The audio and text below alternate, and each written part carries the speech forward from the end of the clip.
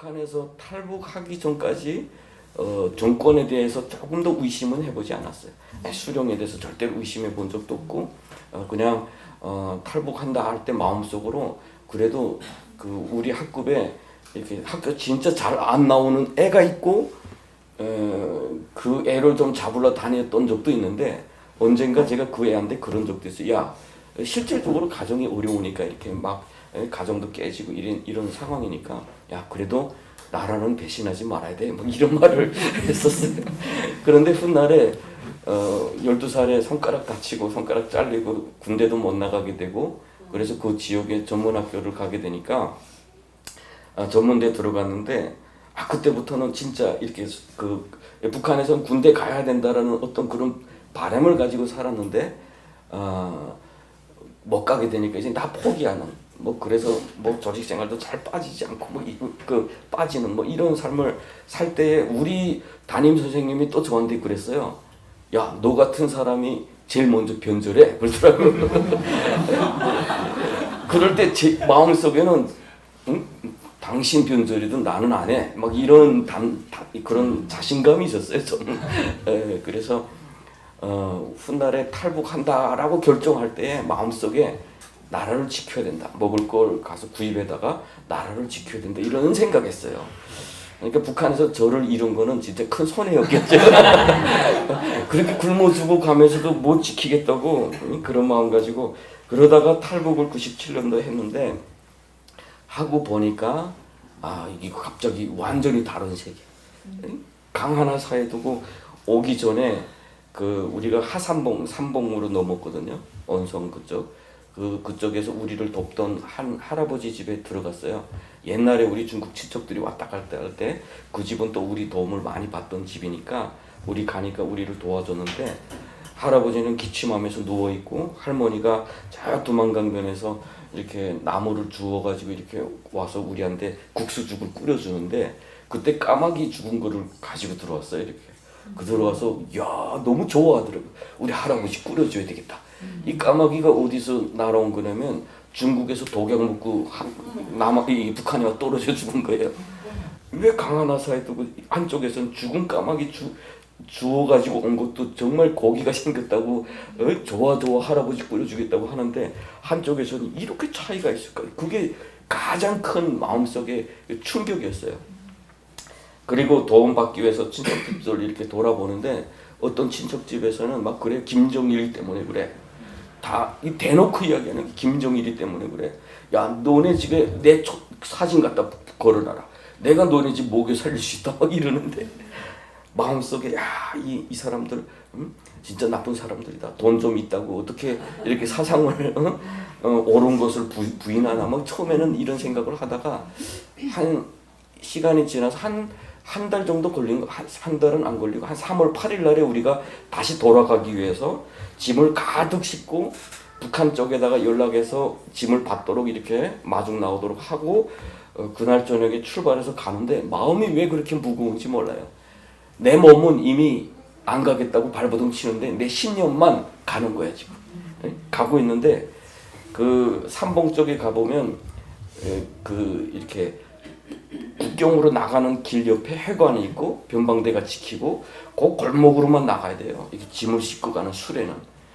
그런데 그 골목으로 탁 통과하려고 할 때 큰 백양나무 2대가 넘어져 있어요. 이렇게. 그날 저녁에 낮에까지 갈 때는 괜찮았는데 저녁에 아마 이렇게 다음날 처리하려고 변방에서 찍어버린 것 같아요. 근데 길로 이렇게 넘어져 있어요. 수레가 너무 못 가면 이거 물건 못 가지고 가면 갈 필요가 없잖아. 어떻게 빈몸만 가겠어요. 그래서 그러면 다음 날로 미루자라고 돌아오는데 왜 그렇게 기쁜지 몰라. 이거는 내 신념의 문제가 아니야. 이것 때문이야. 와 그때 그 갈등을 진짜 이렇게 많이 느꼈어요. 그리고 다음 날에 일꾼을 찾아다니는 한 사장님을 만나고 하루에 33원 벌 수 있다라고 하는 이야기를 듣고 그러면 계산을 했죠. 1년만 벌면 엄청난 돈을 벌겠구나. 1년 후에 가자. 이게 내가 여기 남을 이유가 됐어요. 그래서 저 왕청 난자라고 하는데 전기도 들어오지 않는데 땅굴 파고 거기에서 이제 살면서 나무를 이렇게 찍고 그 찌군 아지를 치고 막 그런 일이었어요. 근데 그때 제가 22살이잖아요. 북한에서 배만 부르면 이 세상에 힘든 일이 어디 있을까 이런 생각. 북한은 항상 배고픔 때문에 남할 나가고 어디 강제노동 끌려가도 정말 힘들었던 그때였는데 산에 올라가서 정말 일을 잘한 것 같아요. 한 달에 돈 얼마 준다고. 근데 때가 됐는데 돈 안 줘. 사장님은 어디 간지 없어요. 훗날에 알아보니까 엄청 빚이 많은 사람이래. 우리를 데려다 놓고 일 시켜놓고 증발해버린 거죠. 그러면 일꾼들은 일하고 기다리다 없으면 가버리는 거야. 그러면 노동 결과는 사장이 훗날에 들어와서 자기가 다 차지하고 그런 방식으로 사는 분이야. 그래서 그대로 남아서 봄철에 그 산나물 뜯어서도 볼 수 있다고 누군가가 알려주긴 하는데 그래도 아닌 것 같아. 이제는 겨울 다 지나고 다시 연길로 나와서 세상 살다 북한에서 제가 도와주세요 이렇게 국어를 못 해봤어요. 근데 중국에 와서 국어를 아닌 국어를 했는데 어떻게 국어를 했냐면 그때 그 중국에 거기에 있으면서 깊이 일을 하면서 생각하면서 내가 속았구나. 그 첫 번째 깨달았어요. 내가 속았구나. 그리고 나서 그때부터는 중어심. 이건 한국 좀 가야 되겠다. 그런데 우리 북한에서 사는 사람들이 착각하는 게 있어요. 내가 북한에서 와서 한국에 가서 한국 사람 만나서 나 북한에서 왔어요. 한국 가겠습니다 하면 모셔가는 줄 알아요.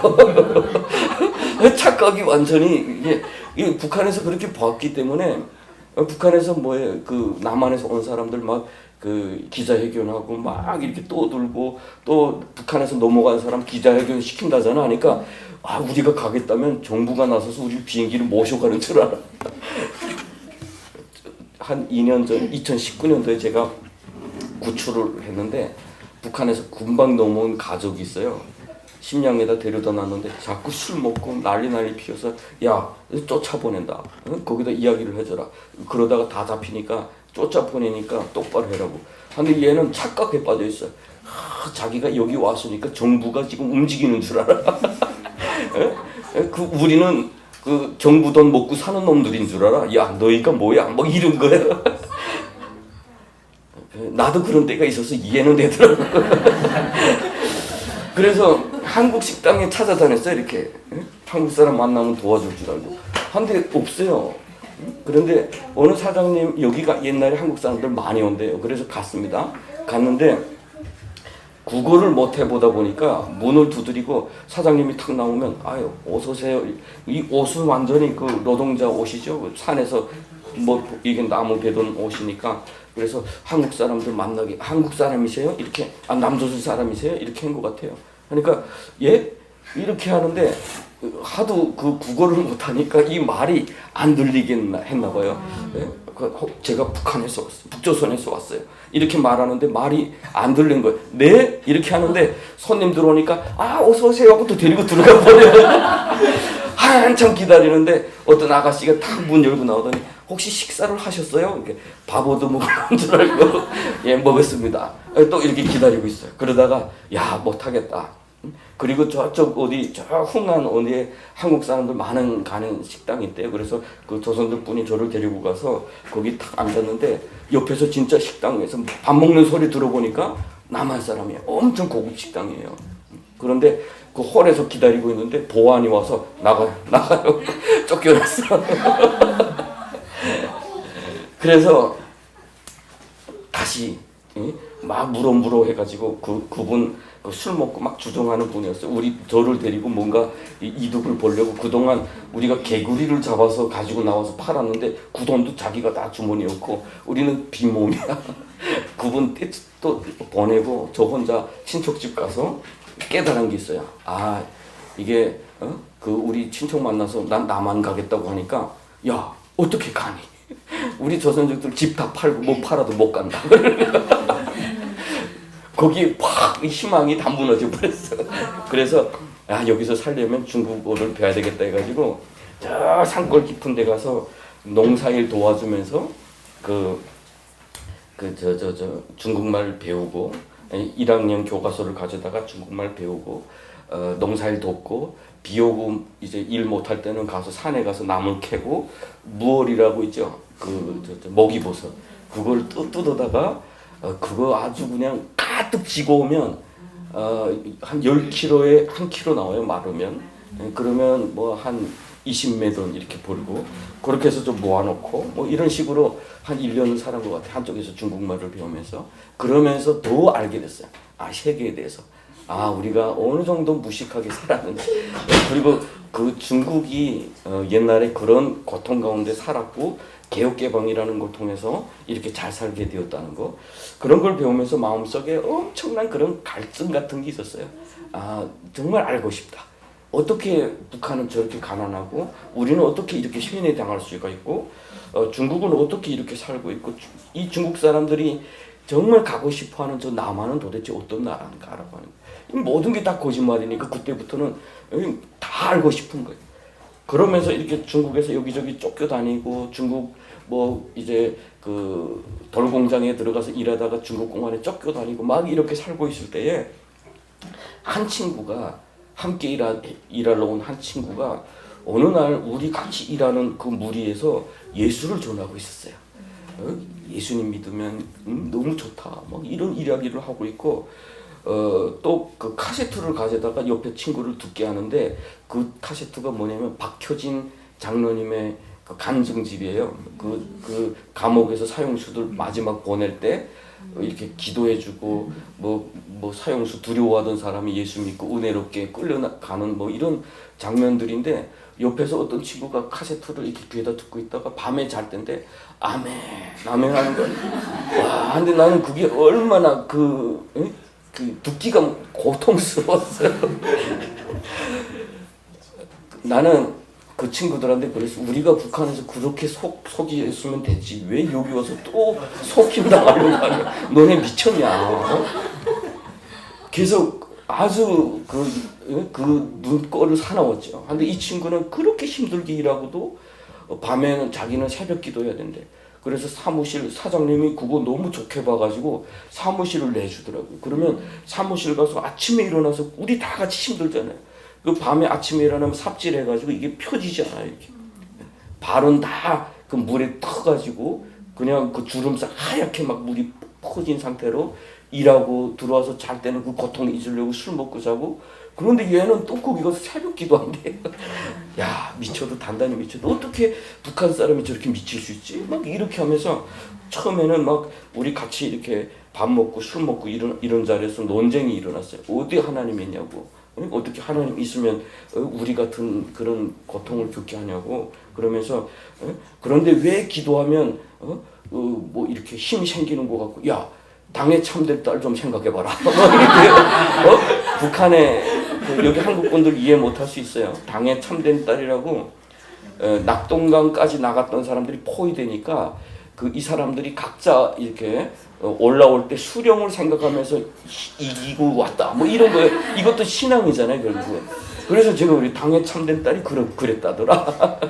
그러면서, 그러니까 옆에 또 과격한 친구가 있어요. 하나님을 욕했어요. 막 XX. 그러니까 조용해졌죠, 거기가. 그런데 그래도 여기 믿는 사람들 그래도 좀 있는데 그렇게 욕하는 건 좀 그렇지 않냐고. 그래서 그날은 그렇게 마무리됐습니다. 훗날에 각자 뭐 쫓겨서 다 도망치고 나서 저도 저 왕청에 가서 또 다시 성명가루 내는, 여기서 성명 엄청 나쁘다고 하는데 저는 가루를 냈어요. 가루를 내면서 일하다가 어떤 분들이 찾아왔어. 학교 가자고. 그래서 학교 간다고 사실은 갔어요. 그런데 가봤더니 우리 성경 통독반이었는 줄을 그때 가서 알았죠. 그래서 그것도 우리 선교사님들이 암호를 쓰길 잘했어요. 왜냐면 성경 공부하러 갔으면 절대로 너는 안 갔죠. 돈을 벌어야지. 그때는 한 1년 지나니까 우리 또 가족 이야기를 또 해야 되는데, 1년 지나서 그 해에 내가 산골에 들어가서 일할 때 우리 아버지가 다시 탈북해서 들어왔어요. 우리 고향이니까, 우리 아버지 고향이니까. 그래서 우리가 번 돈 해가지고 다 보내줬는데, 그때 북한에서 그 두 동생이 굶어 죽었다는 소리를 들었어요. 내 인생에 엄청나게 울었던 시간. 뭐 우는 일은 많잖아요. 그런데 영원히 울었다 할까요? 이 끊기지 않는 울음? 이 밤새 울었어.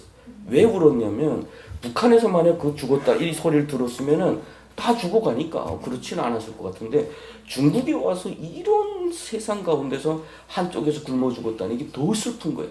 견딜 수 없는 거예요. 그래서 그때는 새벽 2시에 일어나서 송이버섯 따올 때예요. 송이버섯 따가지고 그 돈 조금 모아서 북한에 보내겠다고 그럴 때였는데 죽었다는 소리 듣고 다음 날에는 그냥 다 포기했어요. 야, 그 다음에 예? 어떻게 하면 전 나라 빨리 망하게 할 수 있지? 막 이런 생각밖에 이렇게 없었죠. 그리고 나서 우리 1년 지나서 우리 부모님들이 동생들 다 데리고 왔어. 우리 동생들이 많아요. 우리 아버지가 능력자거든요. 그 북한에서도 쉽지 않아요. 결혼 3번 하셨어요. 그 북한에는 그 국민증이 여권 같아요. 여권 같아가지고 제일 뒷장에 결혼 등록란이 있어요. 누구와 결혼, 누구와 이혼, 누구와 결혼. 우리 아버지가 한 이만큼 채워졌어 이렇게. 그래서 웃으면서 하는 말이지만 우리 아버지도 어떻게 보면 제가 아빠가 돼서 보니까 아 우리 아버지도 홀로 부모들 다 중국에 두고 홀로 북한에서 살아가면서 참 이렇게 외로웠겠다. 아마 그게 끼로 나오고 그것이 가정 폭력으로 나오고 결국에는 그게 가정이 파괴되는 그런 일들이 있었겠다 이런 생각이 좀 들더라고요. 그래서 그러다 보니까 형제들이 많잖아요. 제가 막 탈북했는데 그때 또 한 명 태어났어요.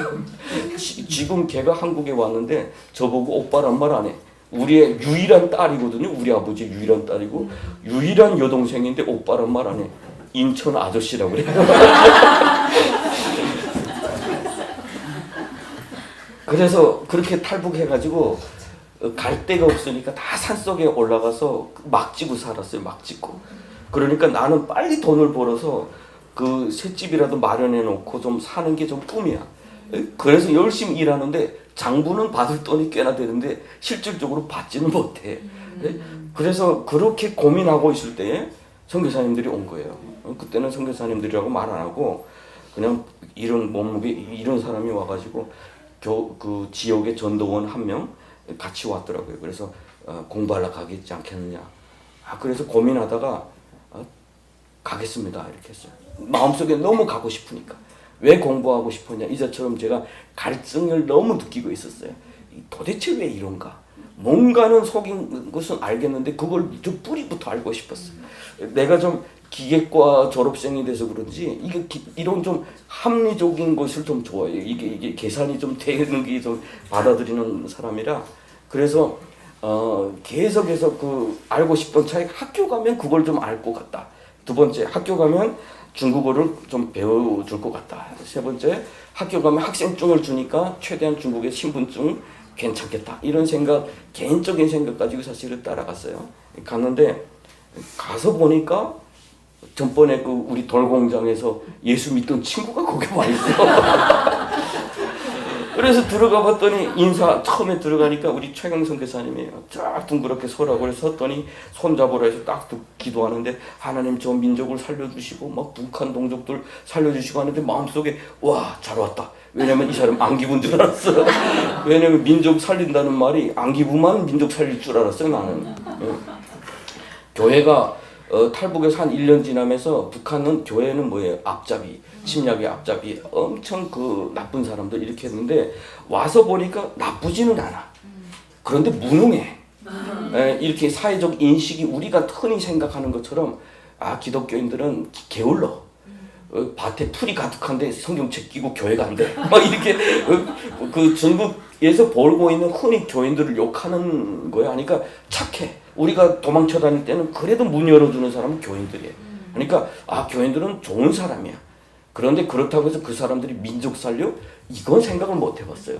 그러니까 처음에 이렇게 봤을 때에 그냥 이 사람은 안기부다 이렇게 생각했죠. 그리고 방인 여기 가라고 그래서 옆에 방에 갔더니 그 친구랑 줄눈이 앉아 있어요. 앞에 가운데 바나나도 있고 아직 기억이 생생. 처음에 마음껏 바나나를 먹어봤거든. 시장에도 많은데 돈 벌어서 이렇게 챙기느라고 사 먹어본 적도 없어요. 그래서 바나나를 밤 12시에 먹고 있으면서 길림의 어느 아파트였거든요. 나는 거기가 기숙사인 줄 알고 여기 학교는 어디야? 그랬어요. 그 무슨 학교? 그래서 여기 학교 온다고 해서 왔는데 여기는 여기가 학교래요. 그래서 여기서 뭘 가르쳐 주는데 성경. 그래서 눈이 캄캄해지더라고요. 이 또 속았다. 그래서 옆에 같이 갔던 친구한테 야 갈까 내일 아침에? 그랬더니 자기는 있겠대. 이 친구는 워낙 뭐 가족도 없고 뭐 이 부담이 없는 친구니까 자기는 그냥 있겠대. 그래서 나도 생각해보다가 그래 좀 있어보자 라고 해서 남아있기 시작했어요. 그런데 다음날 아침에 나를 데리러 왔던 사람이 딱 나타나더니 다 모이세요. 그게 모이고 놓고 우리 민족이 지금 이렇게 죽어가는데 우리 이렇게 살아서 되겠습니까? 이러면서 설교를 하는데 가슴이 막 뜨거워져요. 그런데 그 사람이 누구냐? 자기가 말해 나도 탈북자예요. 이렇게 이상했어요. 나를 데리러 왔는데 몸집을 보니까 탈북자 같진 않은데 살도 찌고 몸집도 엄청 좋았어요. 말투를 들어보니까 한국 사람보다는 한국말이 아니고 그래서 성명강 사람인가 해봤더니 나보다 중국말은 조금 더 못하고 이 사람이 누굴까? 이게 좀 애매했어요. 그런데 탈북자라니까 이해가 되더라고. 이분이 탈북민이었구나. 그런데 이분의 이야기를 들어보니까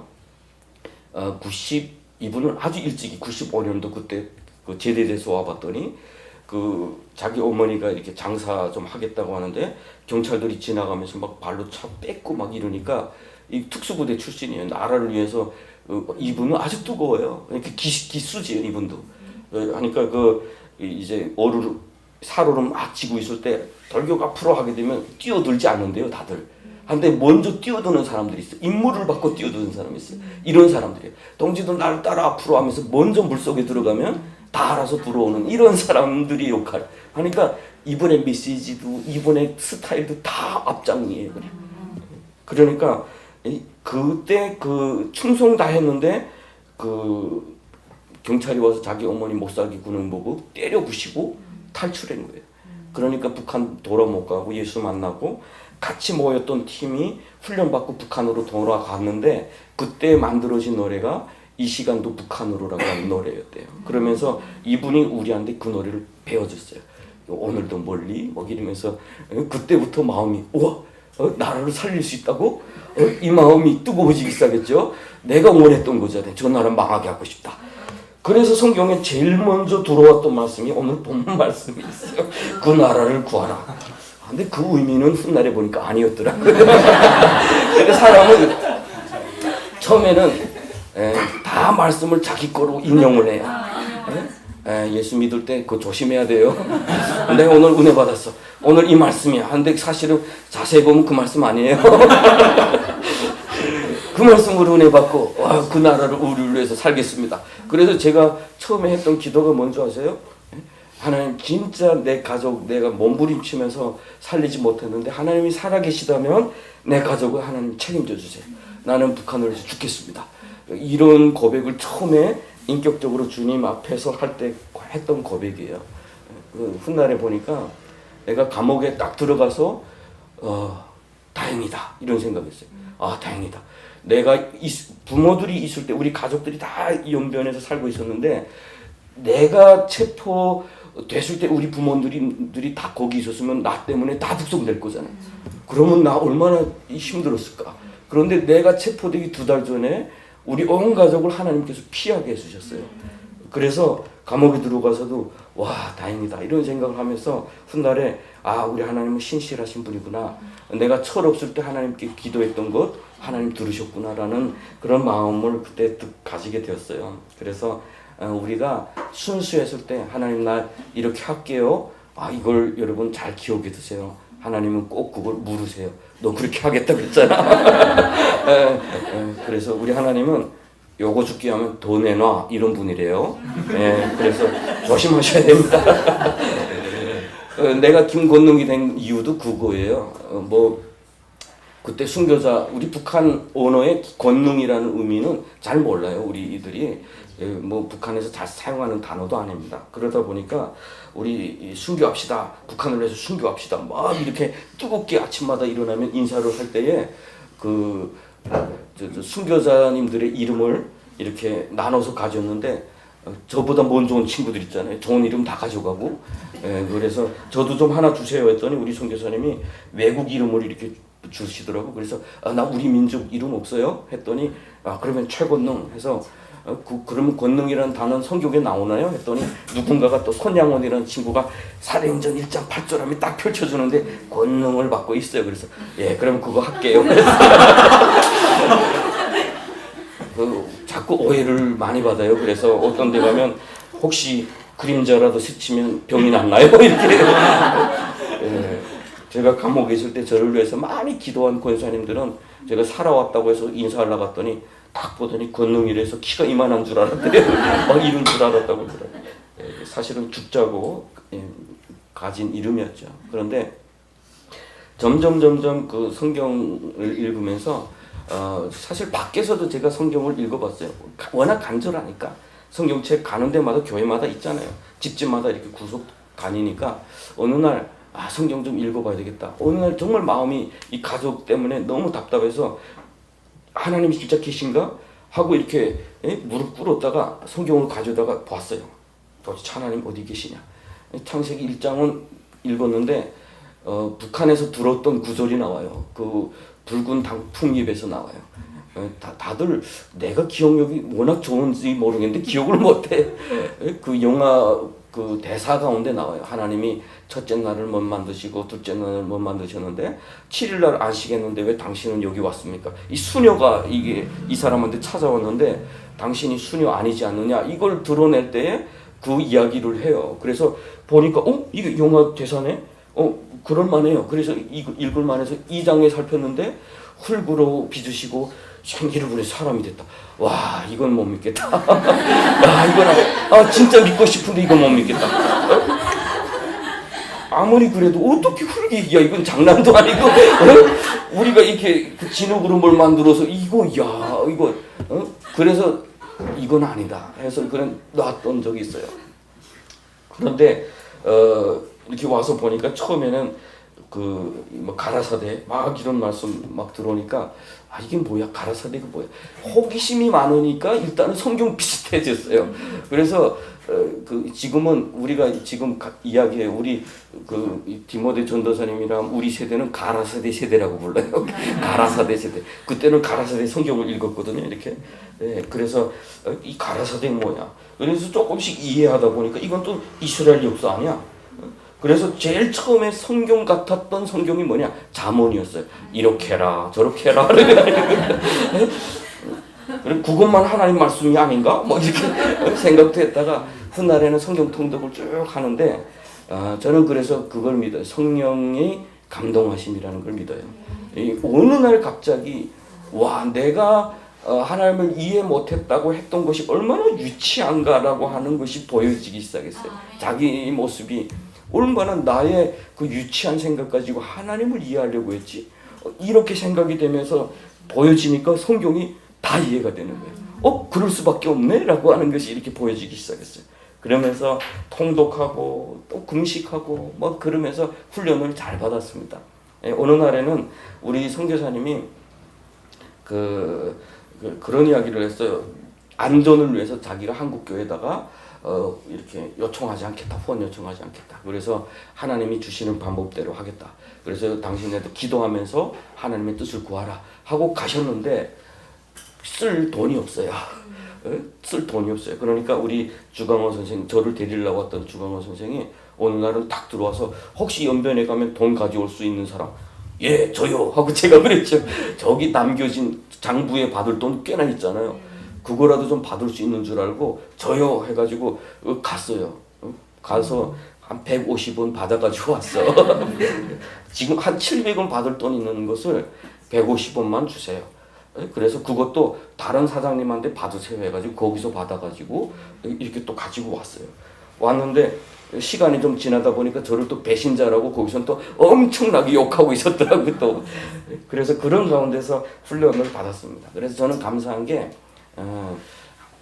내 도움을 위한 어떤 신앙이 아니라 무언가 찾는 가운데서 내가 하느님을 만났다라고 하는 것이 어떻게 보면 나의 신앙 가운데 어떤 큰 도움이 됐던 것 같아요. 그래서 그곳에서 신앙생활을 하면서 처음에 예수 정말 잘 믿었던 친구가 거의 저희 스승처럼 저한테 정말 많은 도움을 줬고 그렇게 신앙생활을 하다가 이런 친구 한 명, 두 명 북한에 나가서 순교당하고 또 뭐 강제 북송되고 이런 고통을 겪으면서 엄청난 또 그 이제 마음속에 갈등했던 적이 있어요. 그 갈등이 뭐냐면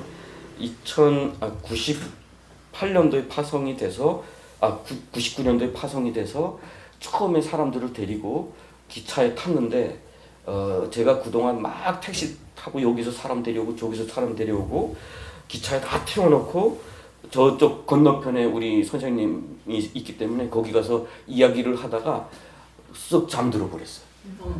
그런데 새벽 2시에 장춘을 지나갈 때 저쪽 칸에 있던 우리 형제들이 중국공안에 다 체포됐어요. 장춘에서 다 내려졌대요. 그러니까 사람들이 그때 와서 날 깨우는 거예요. 그래서 가봤더니 다 내려졌어. 지금 다 가지고 다 내려버렸어요. 오는 도중에 사람 다 잡힌 거잖아요.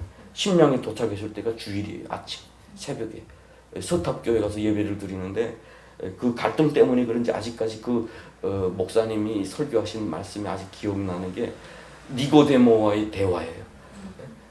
거듭나야 하리라라고 하는 그 말씀을 쫙 하는데 나는 머리 톡 숙이고 뭘 생각했냐면 거듭나지도 않은 사람들 죽어가는 거 어떻게 해요? 그리고 거듭나도 이렇게 사람들의 생명이 저렇게 가서 짓밟히는 건 어떻게 해야 됩니까? 그때는 정말 마음이 많이 무거웠던 것 같아요. 그리고 와서 남은 사람들 데리고 여기저기서 도망치고 나온 사람들 데려오고 갔는데 이 사람들이 또 완전히 강적들이에요. 다 깡패했던 친구들이에요. 이거 그 깡패 연변에서 우리 탈북민들 들어온 중에서 그 깡패들 중에 킬러 역할을 했던 친구들이 꽤 있어요. 그러니까 저쪽 깡패 두목을 제거한다라고 할 때 우리 탈북민들이 들어오게 되면 잘 먹이고 막 양복 입혀주고 막 이렇게 잘 살게 하다가 어느 날 총 주고 칼 주고 가 해가지고 해버린 적이 있거든요. 그래서 그렇게 해놓고는 도망쳐야 되잖아. 다 공안이 쫓고 상대방이 쫓고 하니까 갈 데 없어서 나한테 또 쫓아 들어온 사람이 2명 있었어. 갔는데 통독반에 갔는데 자기 좀 운동 좀 해야 되겠대. 백화점 가서 운동기구 사달래 이런 거. 집에 와서 근육 운동하고 이렇게 통독을 하다가 갑자기 이 친구가 정신이 나가 버렸어요.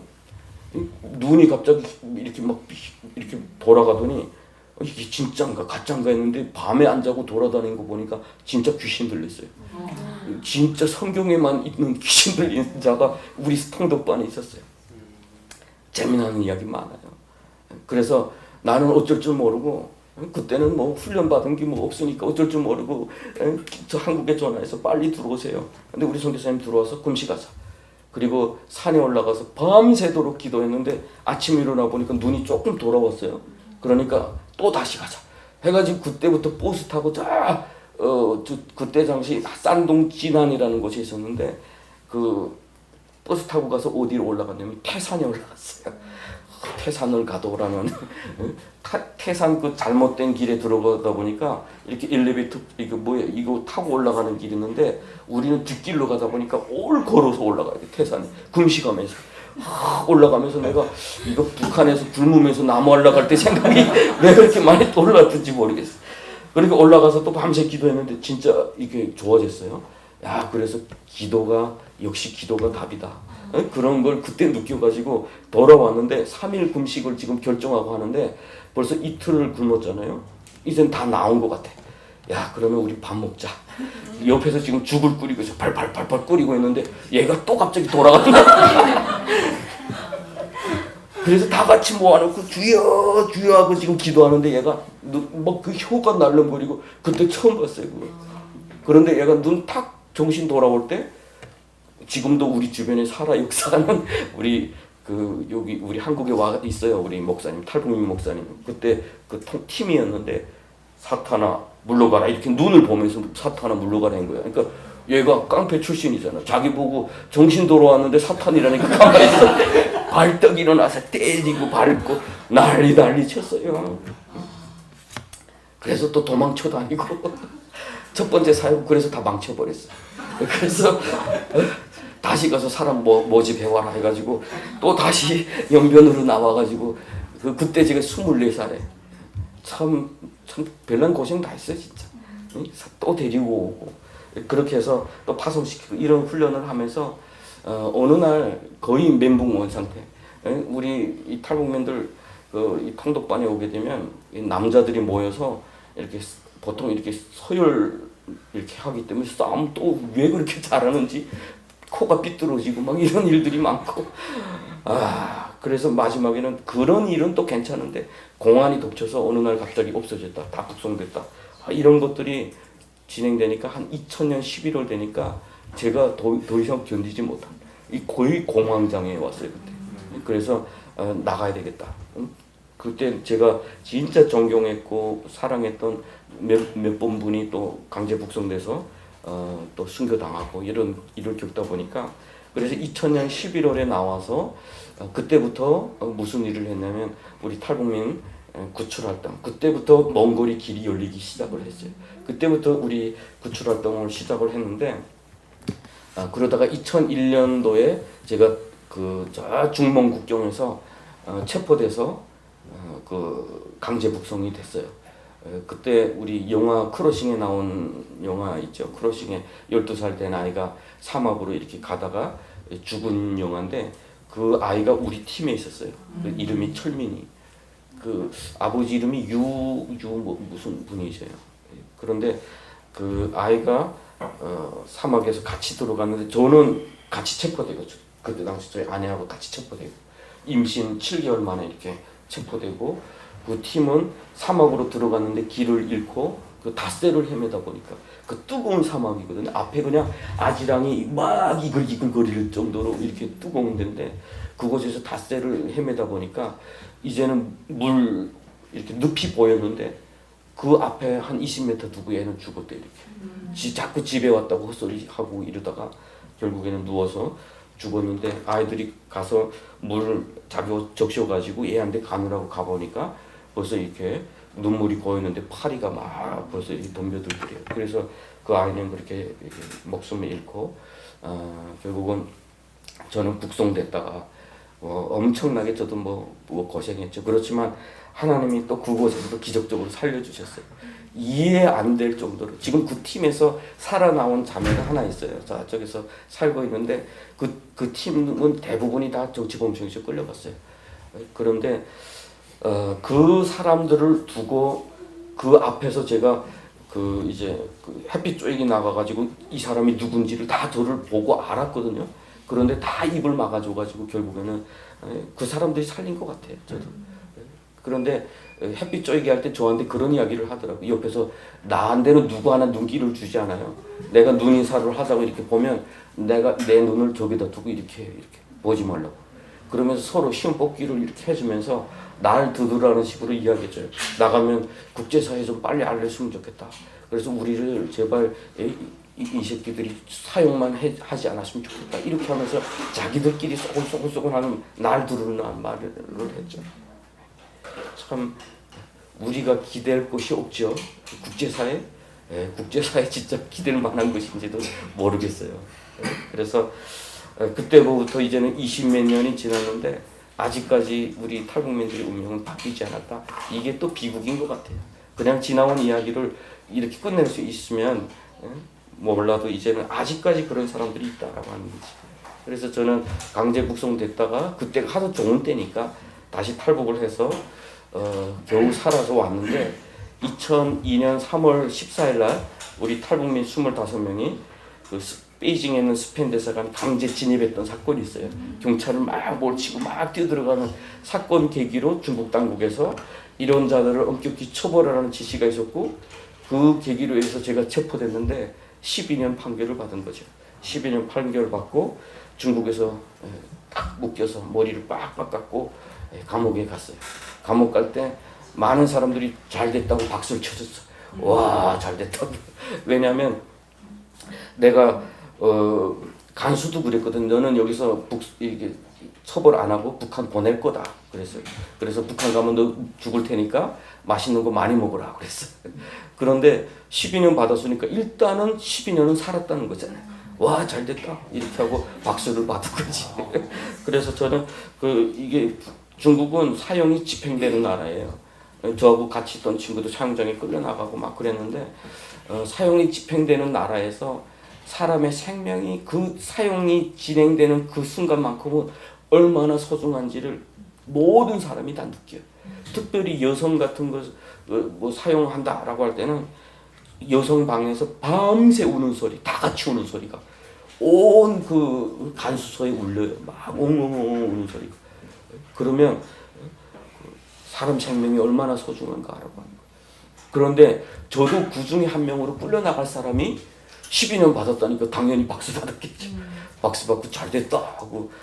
그러면 관례가 있어요. 사형 판결 받은 사람이 이렇게 항소도 하고 돈 쓰고 해서 무기도용 받거나 사형 집행유예로 떨어지면 그 사람이 축하해주는 사람들한테 맛있는 거 사줘야 돼. 이렇게. 저도 또 맛있는 거 사주고 이렇게 축하받으면서 머리 빡빡 깎고 감옥에 끌려갔죠. 참 인생은 별나게 사는 사람들 다 있어. 그렇게 감옥에서 사는데 감옥 생활이 어떻게 보면은 그 전에 직전에 북한에 끌려가다 보니까 처음에 들어왔을 때는 그 중국의 간수소에 들어갔을 때는 와 여기는 거기에 비하면 호텔이에요. 응? 북한에 가니까 그 직결소 신의주 직결소에 가니까 그 뾰루기가 얼마나 많은지 그 뾰루기 이렇게 누워 자는데 옆으로 뾰루기가 튀는 소리가 목이 날아가는 소리야. 잉 하고 튀어나가. 그래서 뾰루기를 한 20마리씩 잡아 임무가 있어요. 20마리 잡아야 밥 줘. 근데 이거 뾰루기 처음 갔을 때 20마리 어디서 잡아? 딱 보면 탁 튀는데 어디는지 모르는데. 근데 훗날에 내가 뾰루기 잡는 법을 알았는데 뭐냐면 빈 방에 바지를 거두고 올라가 있으면 뾰루기가 그 사람 냄새 맡고 튀어오르는 거 있죠. 따닥 타다 올라가고 한 마리씩 잡아서 딱 해서 마지막에 아직까지 살아서 탁탁탁 튀는 사람을 딱 가지고 사람이 아니야.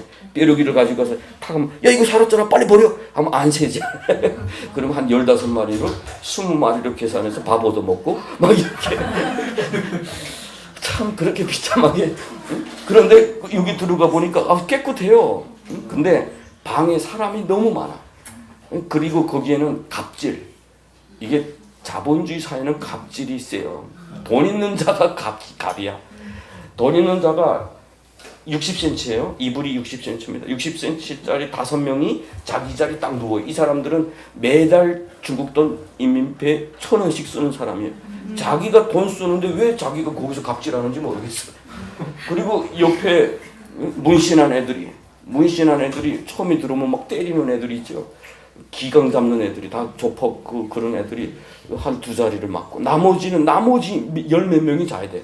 그러니까 그 경비를 세운다고 해가지고 우리 이쪽에 이렇게 발하고 저쪽 발이 길면은 부딪혀요.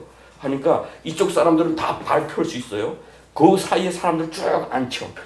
그리고 그 주변 이쪽 사람들은 발을 다 쪼그려야 돼. 이렇게 쪼그리고 코만 걸면 얻어맞아요. 그 큰 형님이 잠을 못 자면 안 되니까 무조건 이렇게 때려야 돼. 코만 걸면 깨우고. 그런데 마지막에는 막 이렇게 자리 세우고도 부족하니까 옆에 눕히는데 옆으로 이렇게 눕히고 발로 밟아 이렇게 밟아서 막 뒤집고 들어가서 빼곡히 이렇게 해서 자는데 제가 6월달에 처음 들어가서 그때 여기 대한민국은 그 이겨라 막 이렇게 월드컵 막 그걸 보고 막 그랬어요. 근데 긴장하니까 엄청 더운데 살과 살이 부딪히는 데서 물이 두두두둑 흘러요. 이렇게 땀이. 근데 이 의식은 덥다를 느끼지 못해. 그러니까 내가 덥다 춥다 느낀다는 건 내 몸이 편하다는 뜻이에요.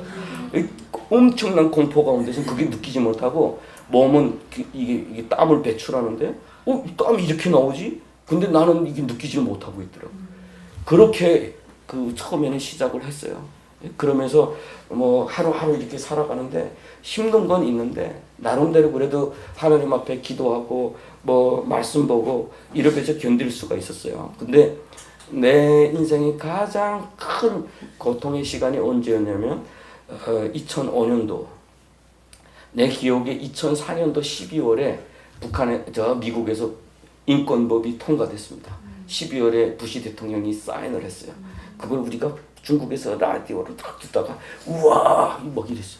야 이제는 탈북민 인권 해결되는가 보다 막 이제는 막 이렇게 유린당하고 짓밟히고 이것이 끝나는가 보다. 막 그러고 있을 때에 중국은 또 2008년도 올림픽 하면서 인권에 대한 이슈를 지금 많이 세계적으로 경격을 받고 있었어요. 그러다 보니까 저하고 같이 체포된 사람 중에 4년 받은 사람이 있어요. 그 사람이 중국 정부에다가 난민 신청을 하겠대요. 이분은 이미 2년밖에 남지 않았어요. 북한으로 끌려갈 시간이. 그러니까 그 난민 신청을 하겠다. 중국도 난민 조약에 가입한 가입 국가예요. 그 난민 조약에 의하면 북한으로 돌아갔을 때 정치적, 종교적 이유로 박해받을 우려가 있으면 난민이다. 이렇게 규정이 되어 있어요.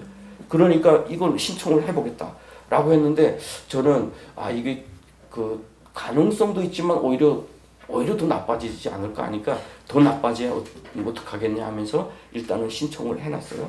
그때 이분이 항상 고민했던 게 자기가 북한에 나가기 전에 독약을 먹고 죽고 싶다. 그래서 저보고 약 좀 얻어달라. 이런 말도 했고, 그래서 저는 뭐 안 된다. 예수 믿는 사람 그러면 안 된다. 뭐 그렇게까지 했는데 그 이유 중에 하나가 우리는 이미 죽을 거 각오하고 살던 사람들이니까 괜찮은데 자녀들 있잖아요. 그분에게는 자녀가 있어요. 9살 딸이 있었고 7살 아들인가 있었고 딸이 가야금도 잘 쳤대요. 그래서 옛날에 청진 사람인데 수성천에 나가 휴식일 때면 딸이 가야금 치고 아들 노래하고 참 그 기억을 너무 많이 가지고 있어요. 그러면서 자기 때문에 아들 딸이 피해 볼까봐 그런다고. 그건 맞는 말이거든요. 북한에서 우리가 가장 싫어하는 죄를 지은 거거든요. 기독교를 전파하고 그리고 탈북민들 배신하는 것을 도운 거잖아요. 배신을 조작한 거잖아요. 그러니까 우리는 아주 북한에서 그 심각한 죄로 취급하는데 그러면 그 자녀들은 평생 가장 밑바닥에서 우리가 그걸 보아왔기 때문에 그래요. 정치범의 아들이 어떻게 왕따 당하고 어떻게 감시당하고 사는지를 보았기 때문에 아빠의 심정으로서 자기 죽더라도 이 아이들한테 피해가게 하고 싶다. 이 마음 때문에 자기 죽고 싶다 그랬어요. 그래서 저는 하나님이 살려주실 거예요. 이런 사람은 하나님이 당연히 살려주시겠지. 그렇게 하면서 제가 그 일기장에도 그렇게 썼어요. 내 생명을 가져가도 좋으니까 이 사람은 살려주십시오. 살려주셔야 됩니다. 라고 했는데 2005년 9월 달에 아직까지 이분이 형기가 9개월이 남았는데 강제적으로 북송했어요. 그것도 손과 발이 다 묶인 상태로 질질질질 끌려 나갔어요.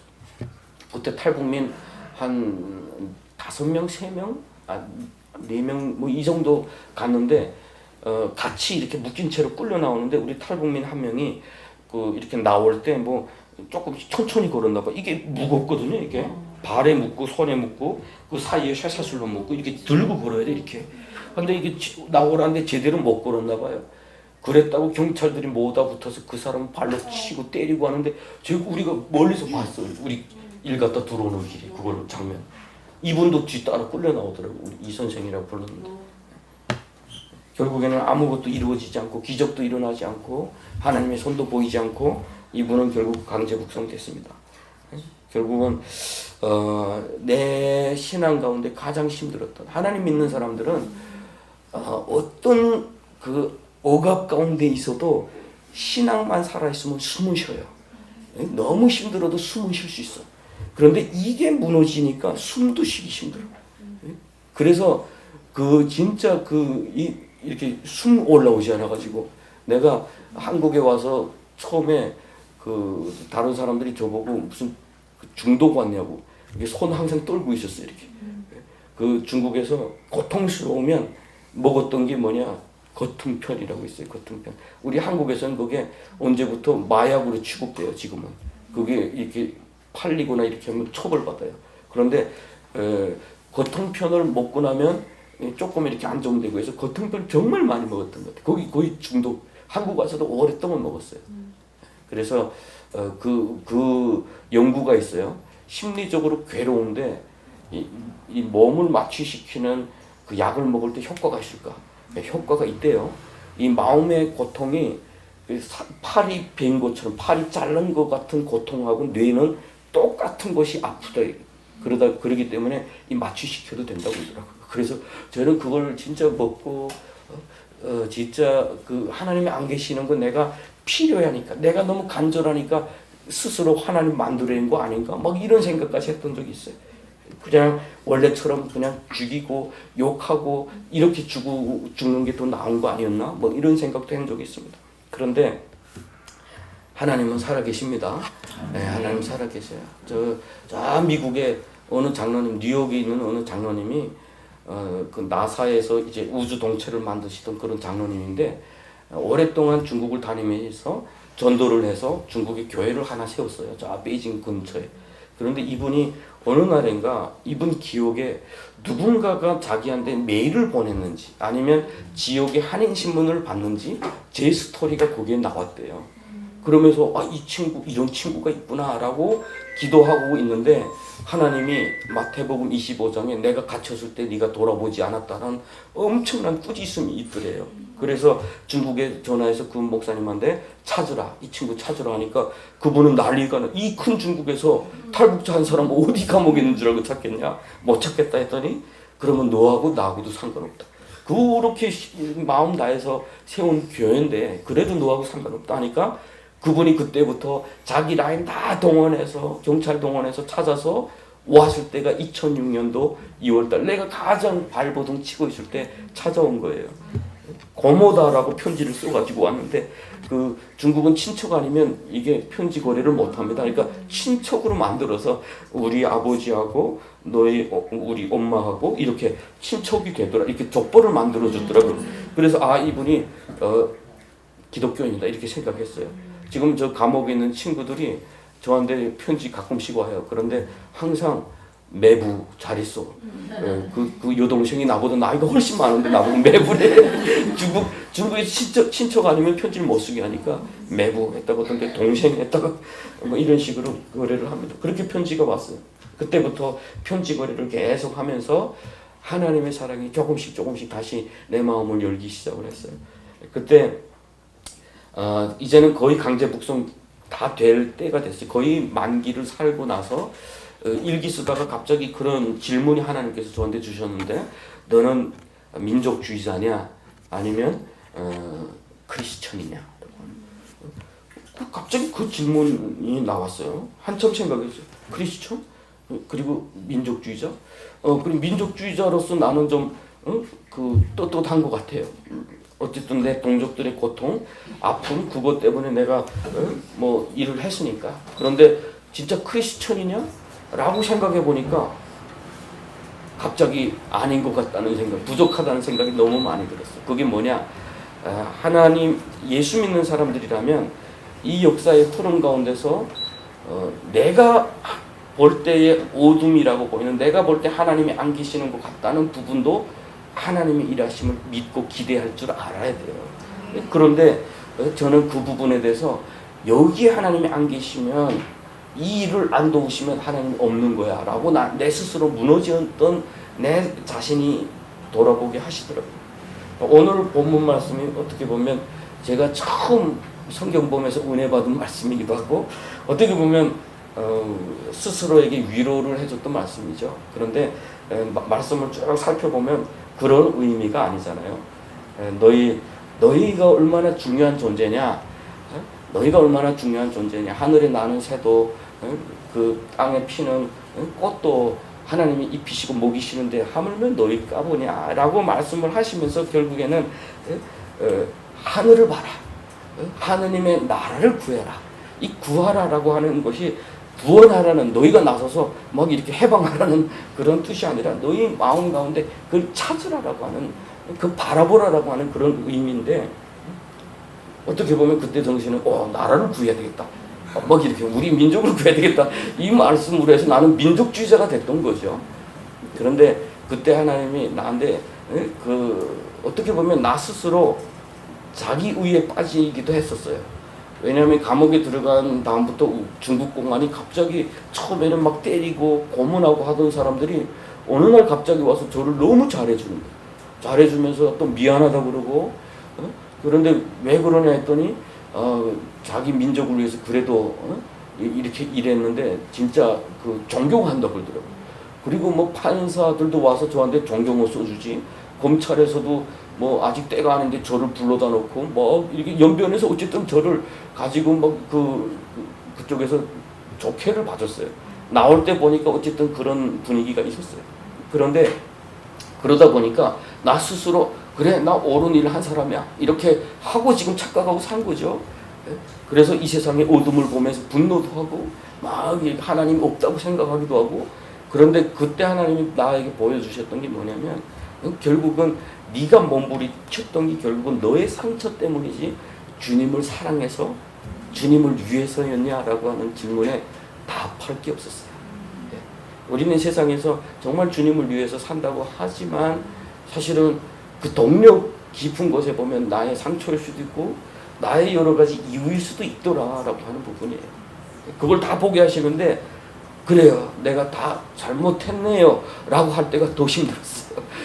사람은 누군가를 증오할 때 삶의 의미를 찾아요. 살아야 되겠다. 와신상담이라는 말을 아시죠? 복수하기 위해서 쓴 맛을 보고 침대가 아닌 어떤 그 나무 땅가리에서 자면서 끝내 복수했다. 사람은 그런 마음을 새길 때 자기를 이렇게 싸맬 수 있어요. 동력을 만들어낼 수 있어요. 근데 하나님이 너 다 틀렸어. 너 다 거짓말이었어. 막 이걸 만들어내는 순간 그럼 내가 살아서 뭐하지? 막 이것까지 막 왔었어요. 멘붕까지 왔었어요. 그런데 결국에는 거기서 하나님이 무엇을 위해서 살아야 되는지 분명히 다 알게 하셨고 다시금 하나님을 처음부터 만나는 그런 시간을 하나님이 허락해 주셨죠. 그래서 다 때가 돼서 2011년 12월 18일 날 마지막 주일을 보내고 있을 때 중국 공안에서 저를 데리고 와서 옷을 헐딱 벗기고 그 다음부터 다시 옷을 입히더니 뭐 입안부터 귀 안부터 다 저 보고 검사하고 그때 우리 그 옆에서 지켜보던 탈북민들이 지금 한국에 나와 있는 사람들도 있어요. 보니까 딱 보니까 야 얘는 죽었구나 그렇게 생각 들게. 왜냐면 얘네가 하는 걸 보니까 살릴 태세가 아닌 거죠. 묶어놨다가 새벽에 나를 또 끌고 나가서 원래는 기차로 움직여요. 이렇게 장춘에서 저녁 기차를 타면 아침에 내리면 도문에 그 변방에서 나와서 바로 북한에 보내거든요. 근데 저를 위해서 차를 하나 내서 경찰들 몇 명 동원해서 이동을 하는 거예요. 북한으로. 그래서 아 얘네가 작정하고 나를 죽이려는가 보다 라고 이렇게 갔는데 그때부터 하나님이 일하시는 시간이 됐어요. 그래서 날씨가 그날따라 너무 추우니까 속도를 내지 못해서 제 시간에 못 갔고 제 시간에 못 가니까 대기하던 사람들이 밥 먹으러 가게 됐고 그 타이밍에 저를 돕는 사람들이 나타났죠. 그 돕는 사람이 누구였냐면 10년 전에 저를 체포하고 때렸던 사람이에요. 때리고 막 하던 사람이 어느 날 와서 미안하다 그러면서 혹시 네가 10년쯤 감옥 생활하고 내가 10년이면 승진할 수 있지 않을까? 그러면 널 도와줄 수도 있는데 뭐 이렇게 말한 사람이 진짜 그 자리에 있었어요. 그래서 그 사람이 사람들을 보내서 사복 입은 사람들 그래서 받지 말라 해서 변방에서 이 사람이 북한 사람이라는 게 확인되지 않아서 우리 못 받겠다. 왜냐하면 그 근거가 뭐냐면 모든 탈북민들이 재판받을 때는 국적이 무국적으로 돼 있어요. 왜냐하면 북한에다가 우리 체포되면 북한에다 의뢰를 하면 북한에서 일절 답변을 안 해요. 그러니까 법적으로는 국적이 무국적인데 실질적으로 북한 사람이니까 다 북송시킨 거죠 지금까지. 한데 그때에 이분이 그걸 가지고 이 사람 북한 사람이 확인되지 않았어. 이분 가족들은 알기로는 다 한국에서 사는 걸로 알고 있으니까 우리 못 받아. 이렇게 해서 못 받으니까 갑자기 그 감옥에서 난리 난 거죠. 어제까지 데려오라고 했는데 왜 갑자기 바뀌냐고 성에다가 막 보고하고 난리를 칠 때에 또 한 가지 사건이 터졌어요. 김정일이 사망했어요. 북한에 선포했어요. 국경이 닫혔어요. 더 이상 저는 북한에 갈 수도 없어요. 그날 밤에는 손과 발이 묶인 채로 도문에 호텔에 가서 잤어요. 근데 그 북한에 끌려갈 때는 괜찮은데 살 수 있지 않을까 하니까 그때부터 더 스트레스가 와요. 밤새 못 자고 야 이거 사는 거야 죽는 거야. 다음 날에 이제 북한에 송환되지 않고 다시 구치소에 와가지고 머리 감으려고 머리 탁 감는 순간 그 소리 안에 머리칼이 이만큼 쫙 떴어요. 그 하루에 겪었던 스트레스가. 그래서 밤새 못 자고 있는데 다음 날도 하루 종일 기다리고 있다가 갑자기 위에서 전화를 받더니 알았습니다 하더니 야 일어나 좀 있으면 싸. 그래서 차를 태우고 어디론가 가요. 밤에 가는 거 보니까 북한은 아닌 것 같아요. 그러니까 연기를 와서 어느 공항국에 딱 나를 넘겨주는데 그 외사과 이게 주공항국 연변 주공항국 외사처에다 저를 넘겨주는데 경찰들이 저를 보면서 야 어디야 이렇게 물어봐서 제가 이야기했어요. 뭐 철북에서 왔습니다. 이 장춘에서 왔습니다 했는데 제가 항해도 출신이잖아요. 이 연변 말을 그렇게 못해. 딱 들어보더니 이 새끼 말 들어보니까 북조선 새끼네. 야 북조선 나가 막 욕을 하는 거예요. 그러면서 젊은 사람이 저를 데려다가 이름 뭐야 이렇게 줬다가 아이 오늘은 그만하자 늦었으니까 하고 저를 데리고 연길 구치장에다가 집어넣어놓고 가버렸어요.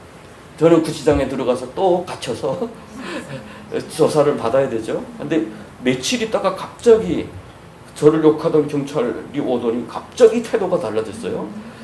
그러면서 막 이렇게 저를 위해서 조사를 하는데 제가 혹시 저한테 불리한 이야기를 한마디 딱 실수하잖아요. 그러면 아닌데 너 이렇게 했다던데? 예 맞습니다. 그래 맞지? 쫙 이렇게 썼어. 근데 그렇게 만들어온 게 뭐냐면 우리 아버지가 중국에서 태어났었잖아요. 그러니까 옛날에 내가 기억이 없다. 북한 태어난 것 같은데 중국에서 자랐다. 근데 국적이 없이 자랐다. 뭐 이렇게 만들어진 거예요. 그래서 이분들이 다 만들어서 그러면 한국에 너희 아버지 그 DNA 하고 검사하게끔 이렇게 해라 했는데 우리 통일부가 그것도 안 해줘. 왜냐하면 해본 적이 없다. 그러니까 이게 행정 시스템으로는 선한 것이 나오지 않아. 해본 것이 없다. 선례가 없기 때문에 이거 못한다. 그러니까 중국 공안이 가져와 우리가 해줄게. 그러니까 공안들이 다 해줬어요. 그래서 2012년 3월 16일 날 국적불명자로 석방 해가지고 중국에서 석방이 돼서 나왔는데 석방이 돼서 나와서 나오니까 그때 우리 한국 정부에서 전화가 왔어요. 그럼 여권 사진 보내달라 해서 보내줬더니 대한민국 임시 여권을 보내왔어요. 그래서 그걸 가지고 공안에 갔더니 그거 뺐더라고. 이걸로 보내면 네가 대한민국 국민임을 인정하는 거나 같으니까 우리는 그렇게 할 수 없다. 그러면서 오히려 자기네가 유행증을 만들어서 한국 보내주겠다 이렇게 했어요. 그래서 절차를 이렇게 거치면서 한 달이라는 시간 동안 그 자기네 그 공안들에게 위해서 어디 가도 보고하라라고 해서 거기에 이렇게 있게 됐거든요. 그런데 그럴 때 그분들 찾아가서 밥도 식사도 하고 이렇게 했는데 그때 이분이 이야기했어요. 도와줘서 고맙다 이렇게 했더니 내 서류를 딱 보는 순간 얘를 북송시키면 안 되겠다라는 마음이 들더래요. 중국 공안이 막 욕했던 사람이. 그리고 나를 도와준 사람은 그 처음에 가서 진짜 도와줘서 고맙다고 이렇게 이야기했더니 이 사람이 하는 말이 뭐냐면 자기가 지금까지 이렇게 발전하는데 여러 가지 걱정이 있었대요. 이 사람 때리기 사람 잘 때리거든요. 이렇게 나도 엄청 얻어맞았잖아요. 근데 마약 수사범 딱 잡아가지고 때렸는데 중환자실에 들어갔대요. 그래서 이 사람 생명 딱 끊어지면 자기 도망치려고 이 사람 감옥 가야 되니까 돈 다 챙겨가지고 중환자실에 앞에 앉아 있었다. 그런데 이 사람이 죽지 않고 탁 돌아왔다는 거예요. 그래서 지금까지 자기가 발전해서 여기까지 왔다고 하면서 혹시 너 하나님이 너 살리려고 나 여기 둔 거 아니야? 막 이러는 거예요. 그래서 진짜 어떻게 보면 나는 그 사람이 도왔다고 했는데 그 사람 입을 통해서 너 하나님이 이렇게 그리고 너를 위해서 내가 할 수 있는 것이 사실은 그날에 내가 쓰는 그 신복들이 있잖아요. 누구한테 뭐 힘 있다고 해서 야 이 사람 살려 이렇게 못하니까 신복들이 있는데 이 사람이 안건이 있거나 회의가 있거나 그 자리를 비우면 자기가 또 일 못한대요. 그런데 그날따라 너를 위해서 모든 일이 다 대기하고 있었던 것처럼 기다리고 있었고 김정일이가 죽어서서 더 살려줄 수가 있었다 이렇게 이야기하면서 야 너희 하나님이 너 살리려고 나 이 죽은 것 같다 이렇게 이야기해서 이건 하나님이 살리셨구나. 그렇게 하고 2012년 4월 17일 날 아시아나항공 제일 뒷자리 정부에서 마련해줘서 비행기를 타고 중국 공안에서 나오고 저 영사관에서 나오고 비행기 바람을 받으면서 이렇게 비행기가 쭉 떠나는데 그때 마음속에 이렇게 영길공항을 바라볼 때 하나님께서 주신 마음이 뭐냐면 내가 한다라고 하는 그런 말씀이었어요. 나한테 이 말씀이 얼마나 중요하냐면 이 구출활동 하다 보니까 잡히는 사람 그리 많잖아요. 그럴 때마다 하나님 원망해서 지금 죽는 사람들을 어떻게 하시겠어요? 100년 후에 이 나라가 바뀌고 그건 인류 진보의 결과지 무슨 하나님이 하셨다고 말하겠어요? 그럼 지금 죽는 사람들을 어떻게 구원하시겠습니까? 못하면 내가 할게요. 내 길 막지 말아주세요. 그렇게 발버둥 쳤어요. 그런데 하나님께서 그때 보여주시면 내가 한다. 맞아요. 하나님이 하세요. 우리가 이해를 못할 뿐이에요. 그런데 오늘 본문 말씀이 그런 의미에서 사실은 말하고 있어요. 염려하지 말라. 염려하지. 너희 소중하다. 너희 소중하다. 하나님의 그의 나라와 그 의를 구하라. 그를 좀 바라보라. 하나님을 바라보라. 하나님의 이름 하에 내 어떤 목적이 아니라 하나님 그 자체를 바라보라라고 하는 거죠.